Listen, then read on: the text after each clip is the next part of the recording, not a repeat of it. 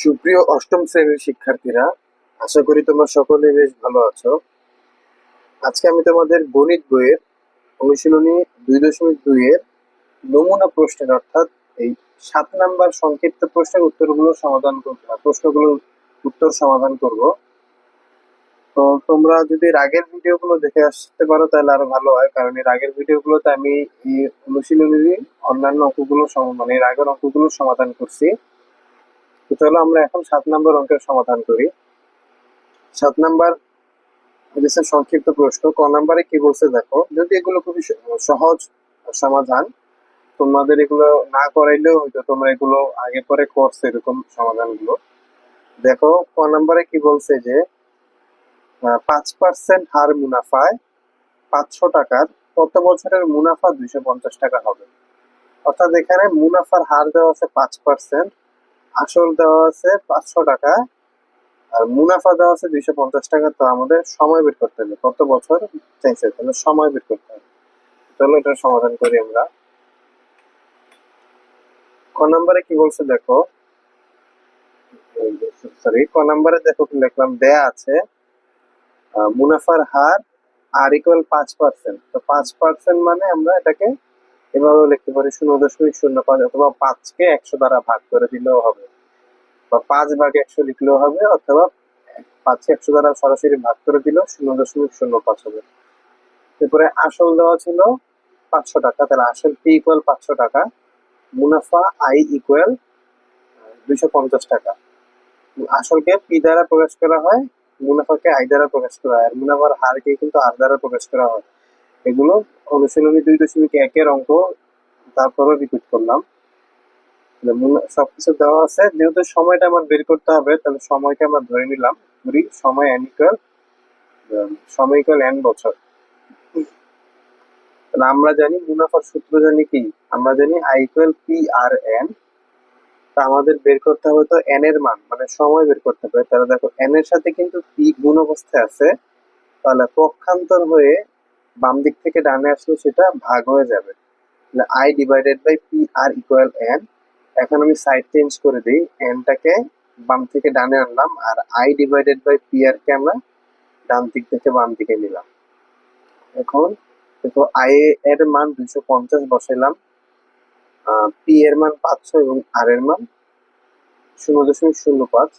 এখন এটা টোটালটা যদি তুমি ক্যালকুলেটরে উঠাও তাহলে হবে 10, অর্থাৎ এন এর মান 10 বছর।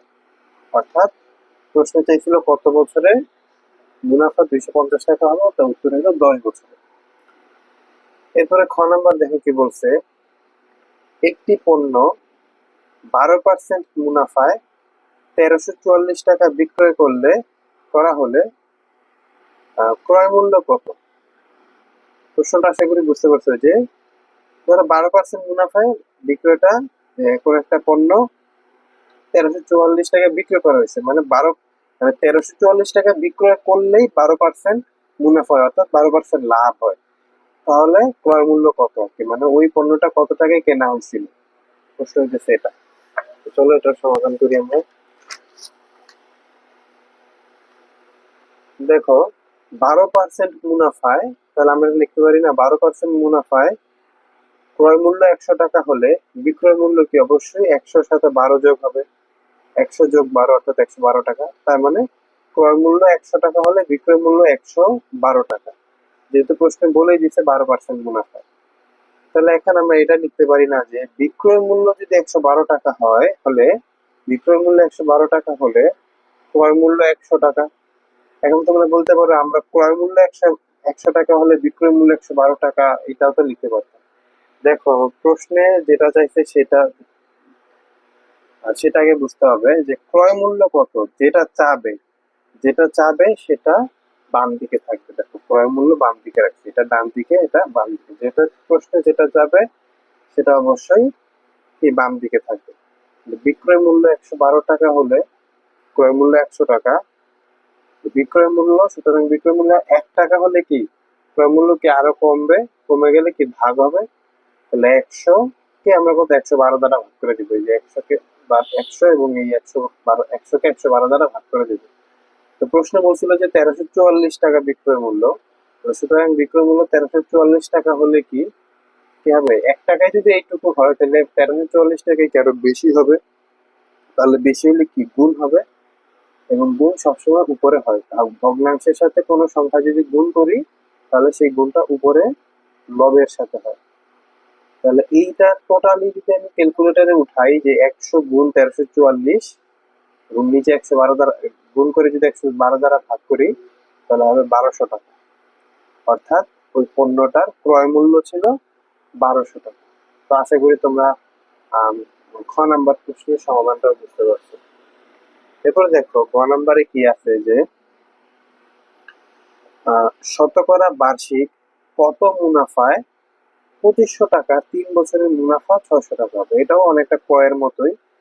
এখানে বলে দিচ্ছে যে 2500 আসল টাকা দেওয়া আছে, 2500 টাকা, সময় 3 বছর দেওয়া আছে, মুনাফা 600 টাকা দেওয়া আছে। বের করতে হবে কি শতকরা বার্ষিক কত মুনাফা, অর্থাৎ মুনাফার হার বের করতে হবে। মানে এই ক্রয়ের মতোই সমাধান।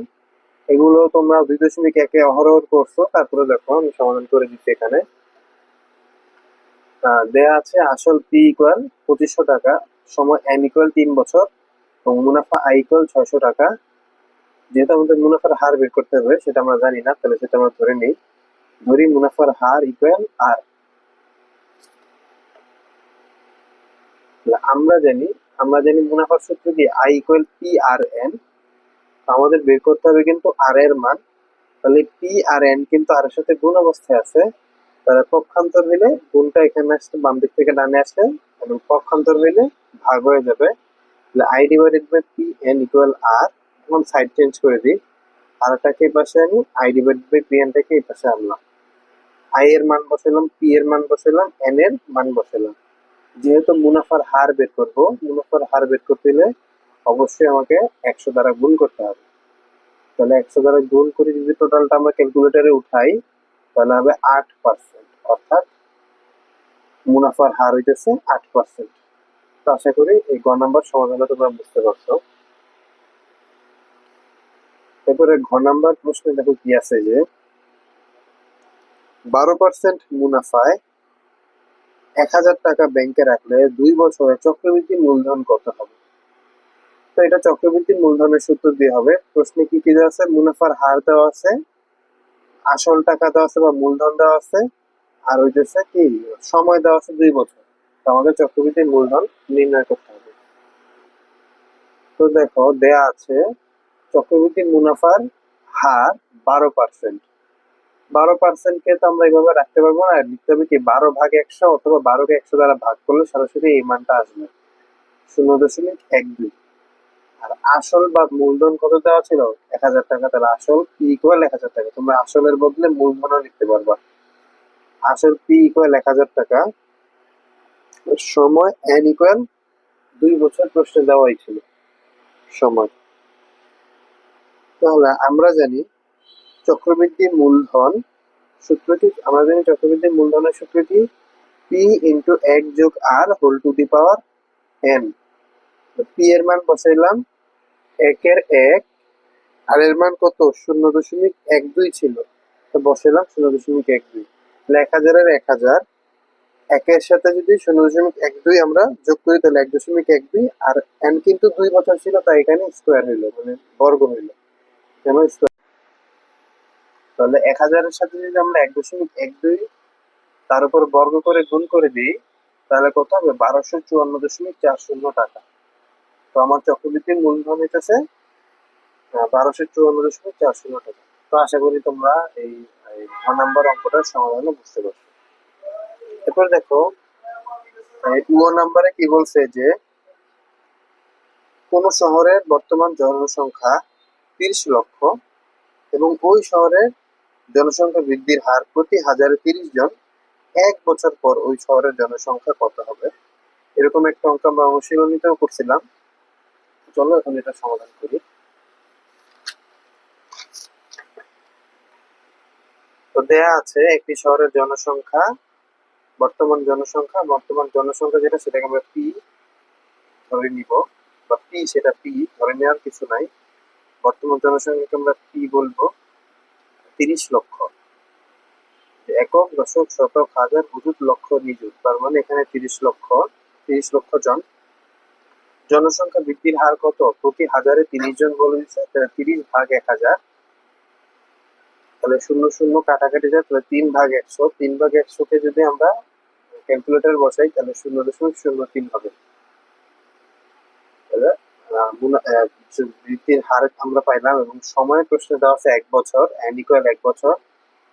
তো আমরা যখন অনুশীলনীতে এই অঙ্কটা করছিলাম তখন আমি বলছিলাম যে এরকম অঙ্ক থাকলে সেই অঙ্ক চক্রবৃদ্ধি মূলধনের সূত্র দিয়ে করতে হবে। দেখো আমি এখানে লিখে দিচ্ছি যে যেহেতু জনসংখ্যা চক্রবৃদ্ধি হারে বৃদ্ধি পায়, সেহেতু 1 বছর পর জনসংখ্যা হবে, তো আমরা চক্রবৃদ্ধি মূলধনের সূত্র দিব পি ইন্টু 1+r⁴n। পি এর মান বসাইলাম 1 আর এর মান বসালাম, এন এর মানও 1। 30 লক্ষ গুণ 1 সাথে 0.03 যোগ করলে হবে 1.03, আর উপরে আছে 1, যেটা না লিখলেও কোনো সমস্যা নাই। তাহলে এর সাথে যদি আমরা 30 লক্ষের সাথে যদি আমরা 1.03 গুণ করি তাহলে হবে কত? 30,90,000 জন। অর্থাৎ 1 বছর পরে ওই শহরের জনসংখ্যা হবে 30,90,000 জন। তো আশা করি তোমরা এই 9 নম্বর অঙ্কটা বুঝতে পারছো, এবং এই 7 নম্বর সংক্ষিপ্ত প্রশ্ন সবগুলো সমাধান বুঝতে পারছো।